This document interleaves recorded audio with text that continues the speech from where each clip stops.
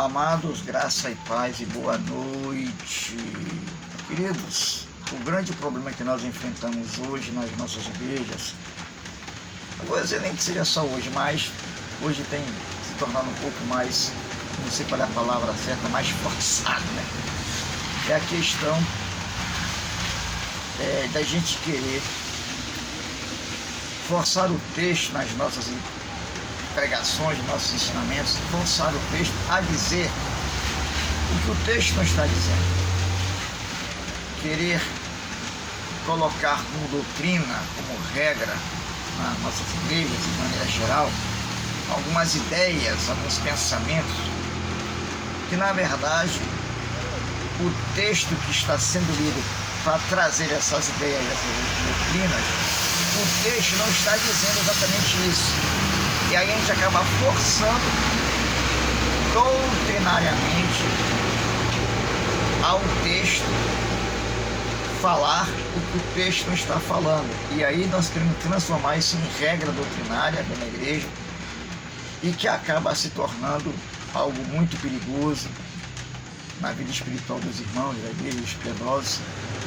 Por quê? Porque acaba levando que as pessoas acreditem que aquela regra realmente está ali, é bíblica, né? Mas na verdade não é exatamente aquilo que o texto que foi pego e formado na doutrina, não é exatamente aquilo que o texto está dizendo. Não foi aquilo que o autor que escreveu aquela passagem, aquele livro, aquele texto, quis dizer. Não foi exatamente aquilo. A gente acaba, muitos dos líderes, por alguma razão, não sei, por algum pensamento, por alguma razão, quer colocar aquela regra na igreja. E o pior é que muitas das vezes essa regra, essa doutrina que nós estamos forçando o texto a dizer, em muitos casos, muitos de nós líderes colocamos até essa regra como determinante também para uma vida de santidade e ser salvo. Esse é que é o grande perigo hoje em nossas igrejas.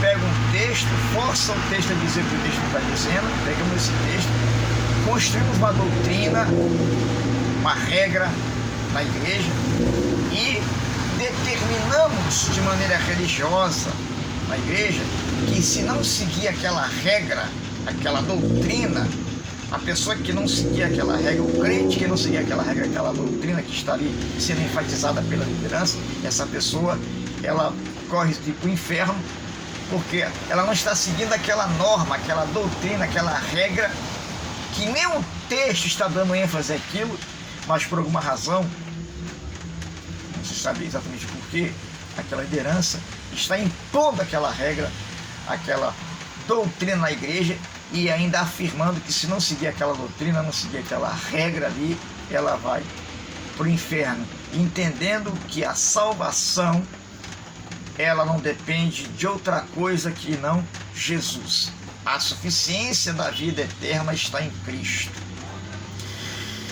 A vida de santidade é um discipulado diário que nós vamos tendo através das Escrituras Sagradas, que nos ensinam a nossa maneira de se comportar, a nossa forma de viver, a nossa conduta em Cristo na sociedade, e que muitas das vezes, quando a gente olha para as Escrituras, a gente descobre que a maneira de vida santa em Cristo não está fundamentada nas regras extremistas e doutrinárias que muitos de nós líderes colocamos na igreja, e que muitas das vezes essas regras não estão exatamente sendo ditas pelo texto, mas são ideias que nós colocamos e forçamos uma barra, forçamos o texto a dizer doutrinariamente o que o texto não está dizendo. A vida de santidade em Cristo é uma vida separada do pecado. Isso é tudo aquilo que nos leva para a direção do pecado, é uma vida que quebra a nossa aliança com Deus. Partindo daí, é uma vida que não gera santidade. A vida de santidade é tudo aquilo que nos conduz diante da palavra e que nos afasta da vida de pecado.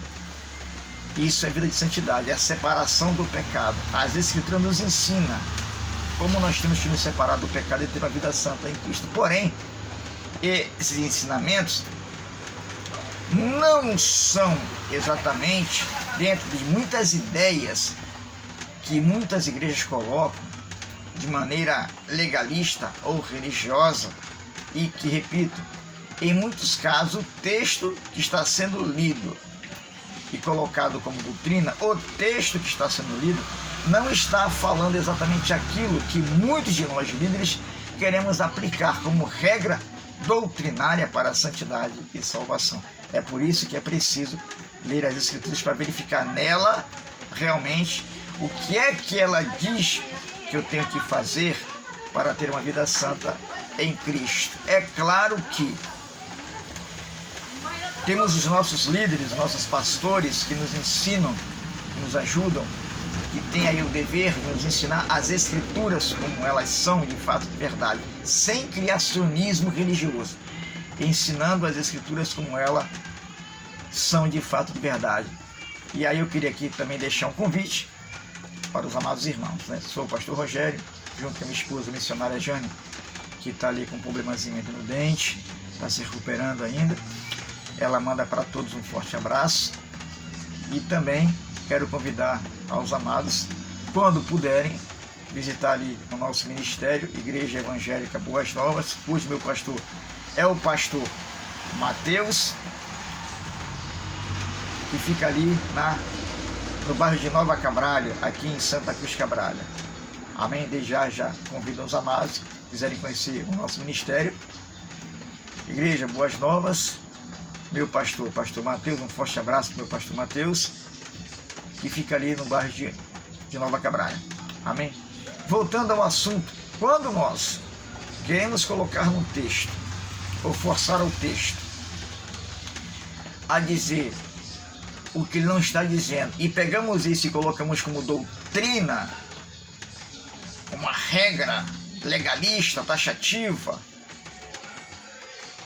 impondo isso, estamos correndo um sério risco de estar cometendo uma exegese no texto. O que é exegese?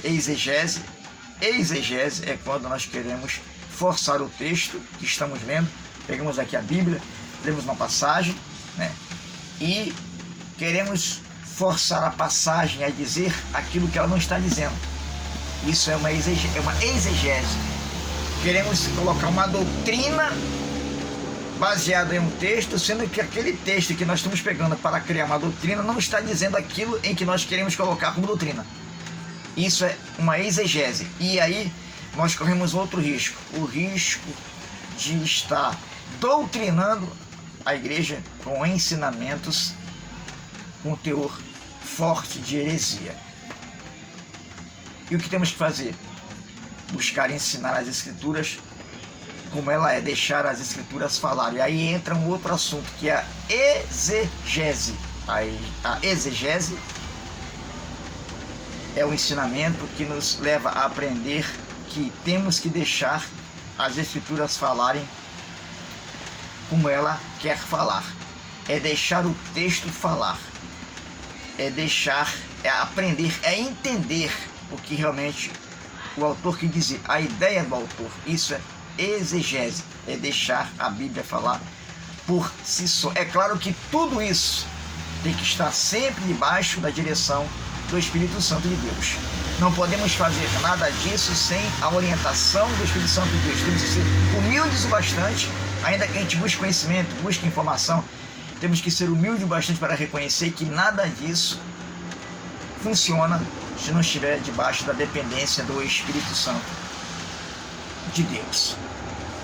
Amém? Então que nós possamos ter cuidado quando a gente for pregar uma mensagem, um ensino, ter cuidado para não querer forçar o texto a dizer o que ele não está dizendo e queremos criar uma doutrina em cima disso, que é perigoso. Vamos deixar o texto falar por si só. Vamos deixar a Bíblia falar por si só. Amém? Que Deus abençoe a todos, em nome do Senhor Jesus.